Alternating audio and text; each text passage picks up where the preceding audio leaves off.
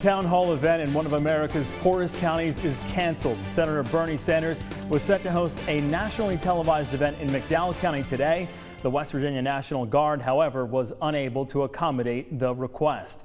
The West Virginia National Guard released a statement in part saying the event would, quote, run afoul of the DOD and the state Armory Board policy. I spoke to Senator Bernie Sanders today about the cancellation of the scheduled event and why he wants to return to McDowell County. It's an interview you'll only see on West Virginia Tonight. All right, Senator Sanders, thanks again for joining us today. We really appreciate it. So you had a town hall event that was planned weeks in advance from what you told us. You found out on Friday the event was canceled. That's about 72 hours beforehand. So tell us how you found out about this being canceled. Well, the arrangements were made by MSNBC. Okay. And the point was we were going to do a town meeting in McDowell County with Chris Hayes and myself. As I understand it, arrangements had been made a couple of weeks before everything was copacetic. It was going to happen. And then suddenly, a few days before the event, we were told, MSNBC was told by the National Guard that the Armory could not be used. I understand that you were not very happy to find out. I was not very happy because hundreds of people had already signed up to come to the event. And what we intended to do and will do, that's going to be rescheduled, is to talk about an issue that gets much too little discussion, and that is poverty in America. It's not just McDowell County.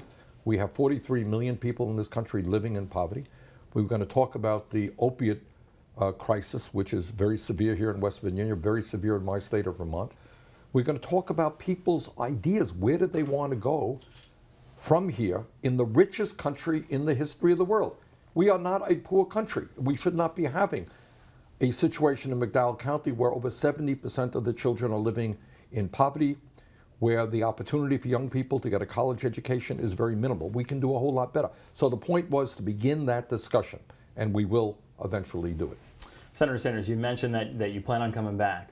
Do you have an idea when that will be? No, we'll have to sit down with MSNBC and rework it and find a suitable location. But again, the point that I want to emphasize is MSNBC already had many hundreds of people from divergent points of view, as I understand it, who wanted to be there and to participate.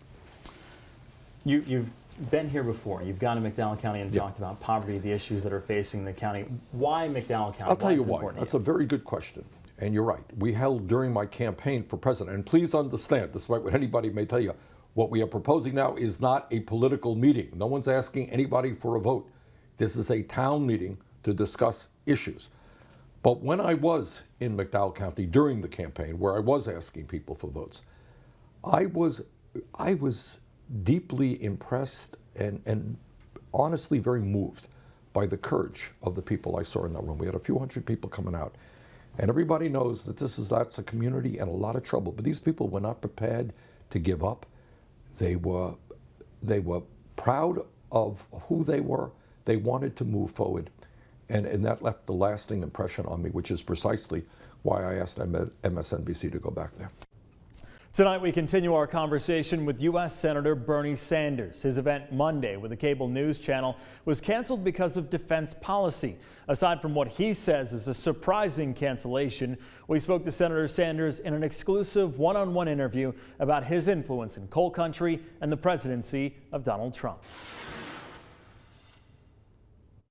Senator Sanders, McDowell County in West Virginia, Donald Trump dominated here. You did very well in the primaries. You won every county over Hillary Clinton.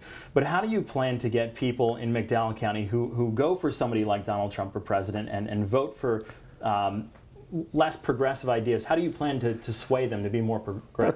That's a good. It's not a question of being less or more progressive. It's an issue.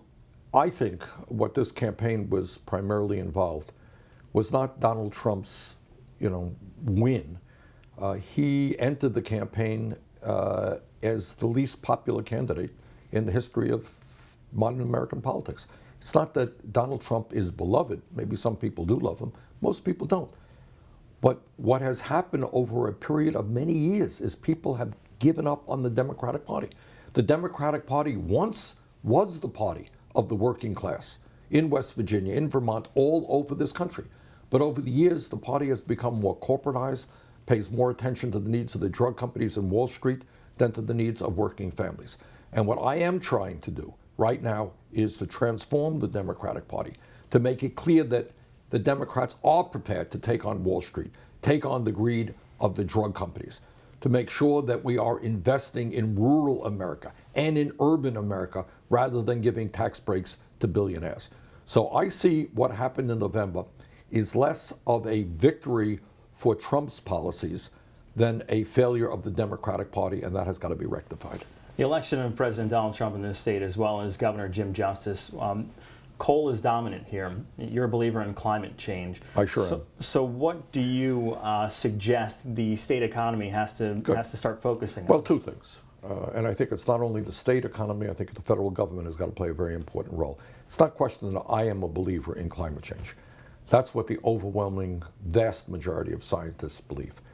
And the reality is that climate change is real. It is caused by human activity, and it is already causing devastating problems, not only in our nation, but throughout the world. But what that does not mean is that we punish people in the fossil fuel industry. Coal miners and people who are involved in coal, that's not their fault. All they want to do is go out and get a job to provide for their family. And that means that as we transition our economy away from fossil fuel, what we must do is vigorously invest in those communities so that people continue to have decent paying jobs, educational opportunity, and health care. So it's a question of transforming our energy system, but at the same time, investing heavily and protecting the needs of workers in the fossil fuel industry. Of course, if you want to see part 1 of our interview with Senator Sanders, you could check out our Twitter page at WV Tonight.